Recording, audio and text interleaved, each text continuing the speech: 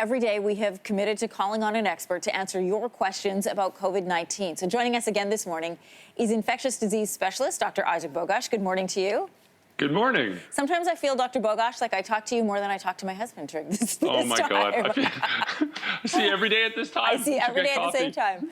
All right, our first question is from Instagram this morning. Speaking of husband, she says, my husband and I are both immune compromised. When we get a grocery order delivered to the front door, we're not sure how to unpack all the fruits and the vegetables. Are there proper steps to take? This is a common question for a lot of people. Yeah, I think the key thing here is, when the groceries get delivered, you take whatever you get out of the bags and put them away, and then you just wash your hands. And many people are disposing of the boxes or the bags, and I think that's fair, that's reasonable. But I think the key thing here is just put it away like you normally would, and then wash your hands and get on with your life. I think that's going to be the best approach. Let's talk about boxes for a second. Does wiping them down do anything? Does it help? I mean, I honestly, I'm a little skeptical of that. I mean, many people are doing that, and I think that's just fine. But as long as you just remove the items from the box, put them away, and then, throw the box away. And while you're doing that, make sure you're not touching your face or touching a lot of other things in the house. I think it's a totally reasonable approach just to take your groceries out, put them away, and then dispose of the bags or the boxes that they came in. I think that's just a completely reasonable approach. All right, here's something else one of our viewers want to know. If I only go grocery shopping and I do, quote, all the right things, can I see my children?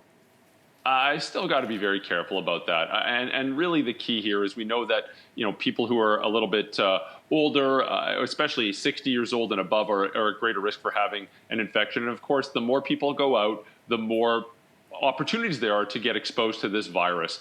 So, you might try and do everything right and think, I'm only getting groceries, I'm not really seeing anyone else. But of course, there's other parts of your day. You're getting groceries, you may fill the car with gas, you may be walking around and touching things inadvertently on your way doing those things. Yeah, I think you've got to be very careful. And of course, when you're visiting your children, they might be out and about doing things as well. So the key is don't get infected, stay at home, and have it as little physical contact with other people as possible, and really try to keep that 2-meter distance. I think the other key thing is if you don't live under that roof, don't go into that house. That's another key point here. That makes it really clear. All right, here's another question from a viewer on Instagram. I'm wondering if the stress and anxiety that we're all feeling right now dealing with this situation can actually reduce our immune system and put us at even greater risk.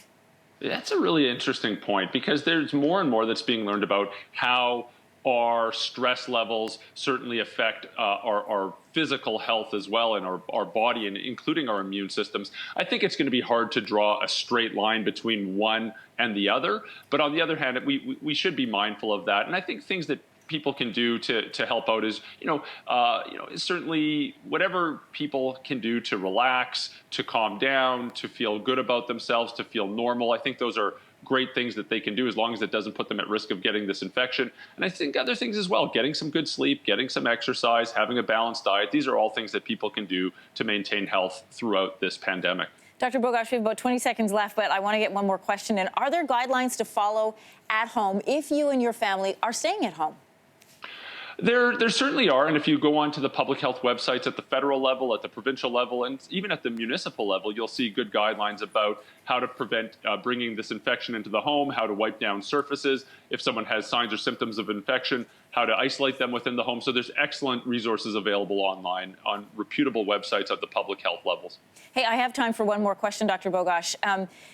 This is a question on a lot of people's minds. We're in the middle of April now, looking ahead towards summer. Do you think we'll be allowed in public spaces like beaches and parks by summertime? And I'm asking this because I know you've been tracking this virus, its outcomes and policies from various countries around the world. Yeah, you know what? We'll see what public health says. My personal belief is we should be outside as much as possible, as long as we're adhering to physical distancing measures. And of course, it's going to be summer, and it would be tough to be cooped up in the house. So I'll do whatever the public health authorities say. But I think hopefully we're mature enough as a population to really adhere to these guidelines, and also be outside getting exercise and enjoying the sun and the warm weather as well. So I think we can certainly look at ways that we can combine those two things and have a wonderful spring and summer while adhering to the physical distancing measures. When you and your family are heading outside, Dr. Bogoch, what are some of the steps and preparations that you do both before you leave and then when you come home? Well, basically what we do is we just, we go for a lot of bike rides, we go for a lot of walks together. And we avoid crowded areas, so we sort of have different routes where we know that there aren't going to be many people around. We sort of stick together and cluster together. And I've got little kids that are, I guess, prone to veering off in different directions, and we just have a little chat with them beforehand. And sometimes it takes a few reminders about being mindful not to touch things and being mindful to avoid other people.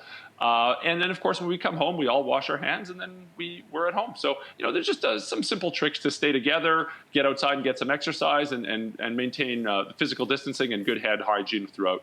All right, Dr. Bogoch, we'll see you at this time again tomorrow. Thanks so much. Have a great day. Thanks for watching. If you like this, be sure to subscribe here. And you can check out more Your Morning videos right here.